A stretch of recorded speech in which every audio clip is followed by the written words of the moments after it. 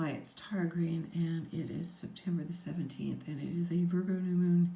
I'm actually just shooting a picture off of my Mountain Astrologer magazine here because I thought it would show up a little better. Now, this is set for what they call a natural house system with 0 degrees Aries on the rising or ascendant there at 9 o'clock in the east. So, as we can see, the sun and the moon are in alignment at 25 degrees exactly. Virgo, okay, which is kind of rare to be exactly on point there, but they are. And so the moon in Virgo is traditionally aligned with the sixth sign.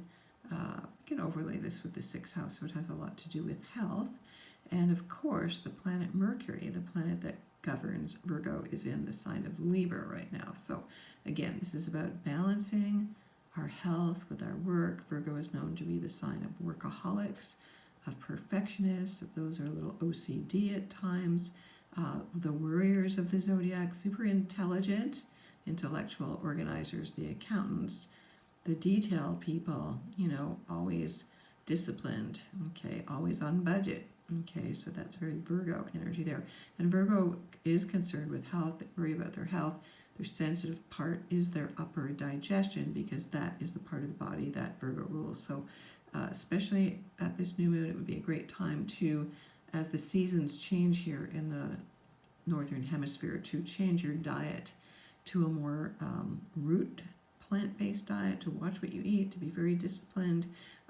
If you're a Virgo or if you have planets in Virgo, they do much better with natural medicine, natural foods, organic foods. It is the sign of the harvest. It is the sign of the virgin goddess who was called Ceres in Greek mythology there. So it is the time to think about what we've harvested, and we're only actually 5 days away from the autumn equinox, in fact. So this is the time when we're going into day and night being equal. So this is a good time to complete things. The number 9 in the tarot, the Hermit, is associated with the sign of Virgo. So we get another 5 days. New moons are always new intention time. So for the 3 days that the moon is dark, this is the time when traditionally women would gather on the new moon, and in their moon lodges, their yurts, their caves, their huts, and dream together as they bled together on the new moon when they were at the height of their psychic energy. So this is the time to retreat. Okay, I know most of you might be sick of being hermits this year, but I think that we just need to align with what is. Now, the mystical, magical illusion planet, the planet of magicians and higher love and spirituality and compassion, addictions, oil, Hollywood, glamour, mental illness, hidden enemies, karma, the unconscious, the dream world. Neptune in Pisces is opposite this new moon. So we want to dream new dreams, okay, at this point. And they have to be practical dreams. Okay, again, a lot of this could be dealing with food shortages as well, due to COVID-19, due to all kinds of things, different factors that could be food shortages. And if you watch nature, you'll see the squirrels are squirreling away the nuts for winter, and that would be a good thing to do. All right, now the other thing is the sun and the moon. This is a very karmic new moon as well, because the sun and the moon are pretty much exactly squaring the nodes of fate. And so this is a very important time to choose to release from the past and to move forward into the future. So I wrote about this yesterday on my blog at infinitynow.wordpress.com. As yesterday, the sun was exactly square the nodes, and that aspect is still in effect today with the moon bringing in her own sense of the unconscious, our intuition, the feeling realm, the deep feminine, kind of the unknown, the mysterious. So releasing from the past at 24 degrees Sagittarius, what we were taught, what our programming was, what religion taught us especially, what is man-made law and sacred law. That's what Jupiter rules esoterically, and Sagittarius is all about. So leaving behind old philosophies, belief systems, things that we assumed were true but aren't. So it's like a big, defragging of the computer right now, of the mind. Sagittarius is a spiritual sign. It is the sign of sage wisdom.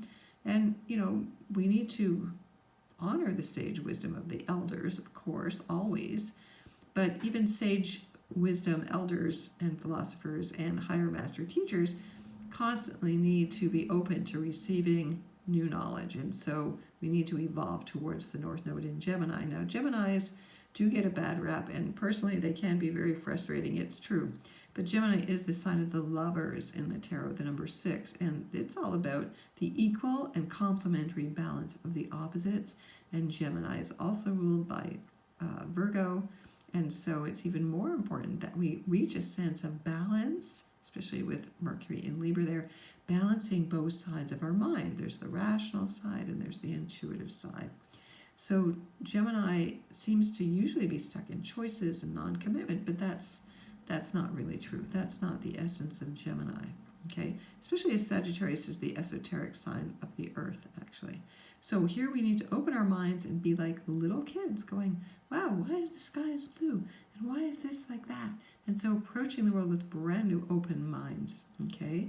Kind of cleansed by Neptune and Pisces waters. So it would be a good time to do a cleanse again as the seasons change here in the northern hemisphere. We're going to go into autumn, and of course down under south of the border they're going into spring. It's the opposite. But any major cardinal change, this is a major shift in the world. Now, of course, we're still under the Jupiter, Saturn, Pluto alignment there. Also in conjunct the North Node. So this is where the old guard wants to hold on to its power, wants to make us think that there's only one way to do it, which is history, going back to the old patriarchal ways, the old government. That's not going to go anymore, okay? Now, what else is going on here? Juno, the goddess of wisdom, feminine genius. She is at 29 degrees of Libra there. Pretty powerful, I would say, as well. Opposite Aries and opposite Mars retrograde. So again, these planets here, Mars retrograde with Lilith and Eris, very powerful alignment opposite Juno. Again, choose which corner you're in very wisely. You know, this is about the revenge of the uninvited, the unwanted, the neglected. You know, that's what Eris is all about. She's the champion of those who were not invited to the party. Okay, so whoever it was that felt left out, ignored, you know, she is the 13th fairy in Sleeping Beauty. She's very powerful. She is Mars's sister, so actually the fact that they're so closely aligned is even more powerful. Okay, so of course, as Mars is moving retrograde now, everything is slowed down. So again, there's passive aggressive energy. Everybody's kind of clenching their jaws, and you know, you're angry, but you can't really express it. You have to bite your tongue. Again, that's like the South Node in Sagittarius there, who wants to speak the truth. But we can't right now. We need to kind of reinvent how we speak, how we talk, how we think, and really have a balanced approach. Okay, Venus. The planet Venus is in Leo, conjunct Vesta. We have to watch our investments in archetypally the 5th house of the heart. So the best thing to do is invest in our hearts, in our pleasure, in our joy, in those we love, to wear our hearts on our sleeves, to express our soul, to express our leadership right now, our passion. So this is an interesting new moon. I would think that, you know, we need to analyze where we're going, have a plan, a budget in place to kind of tighten our belts, you know, in general. What do we really need? You know, the COVID-19, as hard as it's been, has really brought up many, many new lessons and questioning, and that's what the North Node in Gemini is really all about. Now, I haven't mentioned Uranus and Taurus.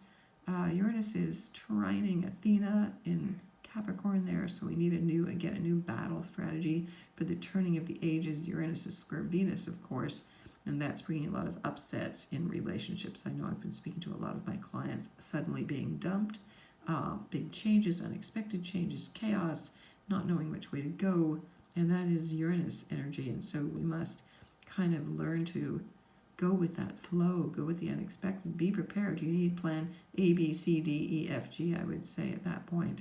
So wishing you all the best on this new moon. It is a time to make new intentions, so please stop as the moon is actually full. That's 4 a.m. PDT, 7 a.m. EDT, 11 a.m. GMT, And an hour before and an hour after the exact full moon is the Kazemi moon, when the moon is right in the heart of the sun. It's very powerful. So it'd be a good time to do some meditating, writing. Listen to your dreams tonight with Neptune opposite the sun and the moon. Very powerful time and write them down, record them, work with them. So sending you all the best blessings. You can get in touch with me at tarottarot.com. Please sign up and subscribe to me here on YouTube. I'm on Twitter, on Instagram, and follow me on my blog at infinitynow.wordpress.com. Many blessings for the new moon.